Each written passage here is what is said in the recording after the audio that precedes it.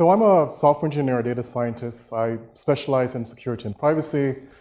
And today I'm going to talk to you about purpose, intention, and focus. When we think about invention, we normally think about these 6 steps. We have an idea, a problem, we want to change the world, we brainstorm solutions, we figure out which one actually works, and we prototype it.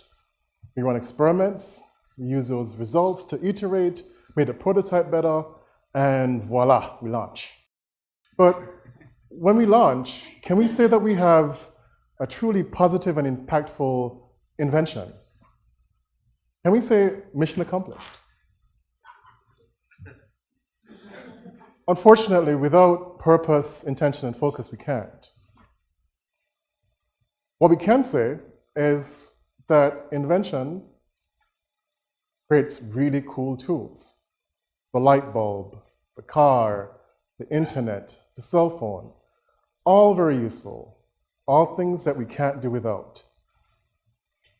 But each one of these things has 2 sides, a good side and a not so good side. Let's take data mining. So I had the privilege of working with the fathers of data mining while at IBM Research, and the initial use case was business optimization and improving the client experience. Now, the #1 use for data mining is surveillance. So by show of hands, who here likes to be monitored and tracked? 1 person, awesome. What I expected, at least one, there's at least one. So this tells us what the negative impact of our invention is, the dark side of it. And today, I'm going to tell you about my story, the story of the break the glass problem and how I co-invented a solution to actually solve this. Start with basics. First, data is not only protected by the IT security system. In healthcare, data is super important. You know, if you don't have access to it, you could die. It's very sensitive. But the thing that we discovered in observations almost a decade ago now was that in Europe and America, 70% of accesses in the emergency room from healthcare professionals was when they bypassed the security system, when they made patients' data more insecure. So 2 of us at IBM Research at the time started thinking, this is a really bad problem. I'm pretty sure patients don't know that their data is being compromised when they go to the ER. They probably don't. I'm sure that physicians and IT staff don't know that they're liable financially and with prison time because of these breaches. So what did we do? We applied the PIF, Purpose, Intention, Focus framework. Purpose, who are our users? What do we want them to do with this invention? For patients, we want them to have service, to have care, and we wanted it to be protected while they do it. For the healthcare staff, we want them to deliver care, but we want them not also to be liable and to get sued. Fair enough. For the IT staff, we want them to be more effective and more efficient at their job. Intention, what are we building and what are the characteristics? So here we're building a system that moves the security and the privacy state to a higher level, where it's actually beneficial for the patient and where it doesn't meddle with the workflow of the IT staff or the emergency room staff. We need to know exactly what the path to value and improvement is. This is focus. So what we did, we actually did 3 steps. We first modeled the current state. We defined our goal and what success looks like. And we developed the system that moves us towards that goal. Being good computer science researchers, we like formal models. So we modeled formally the ER staff's workflow. We modeled formally what the IT security system is. Of course, we have to define some things because we have to create. We defined the term policy coverage, not new for insurance, but new for security and privacy. And in our context, we interpret it as the percentage of overlap between the real and the ideal representation of the system. So the real view of the system is from the audit logs or audit trail. where everything that you do in a computer system is actually logged, and you can actually see like what actually happens. The ideal is the policy, what some administrator or IT staff or doctor represents as what should we be compliant with, either legally for the organization or for the state. And our goal is to get to complete policy coverage, where you have the real and the ideal actually being as close as possible.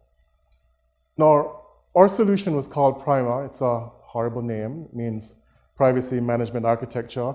It could be security policy, could be privacy policy. Ignore that for now. What we have initially is the clinical environment for the ER system. So we have some doctors, some patients, we have IT systems. We developed PRIMA, where we allowed stakeholders to define policy. The policy is pushed down to the IT assets. The audit logs are consumed by this audit management piece. And the magic happened to the policy refinement portion, where you get the policy definitions, the ideal state. You get the audit management logs, the real state.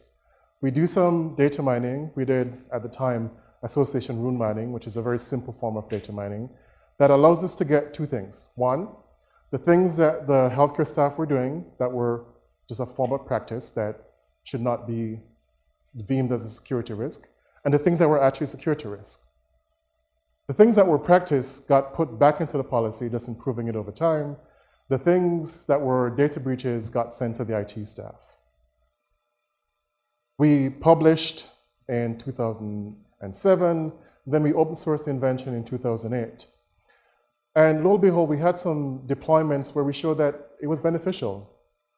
It actually helped with the security of the system. It helped reduce the liability of the system. Lo and behold, to us, some people actually started looking at audit logs to do everything from security and privacy improvement to operational efficiency.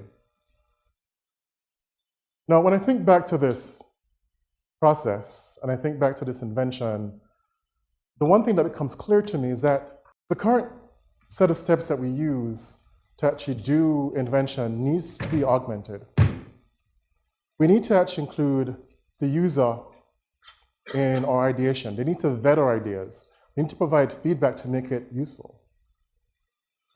We need to be intentional with how is our invention going to be used?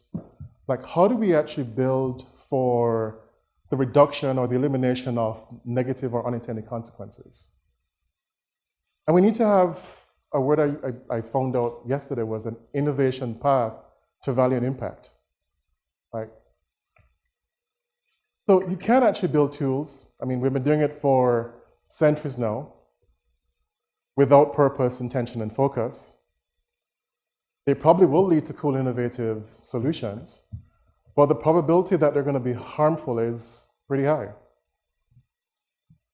As my friend Robert Reed from the Public Invention nonprofit normally says to me, let's try and invent things that help humanity. With that, I want to thank AAAS, the Lemelson Foundation. I want to thank everyone here for being here. As a young boy in Jamaica, like, I never imagined being in this spot. It really does take a village, and I thank you for being that village.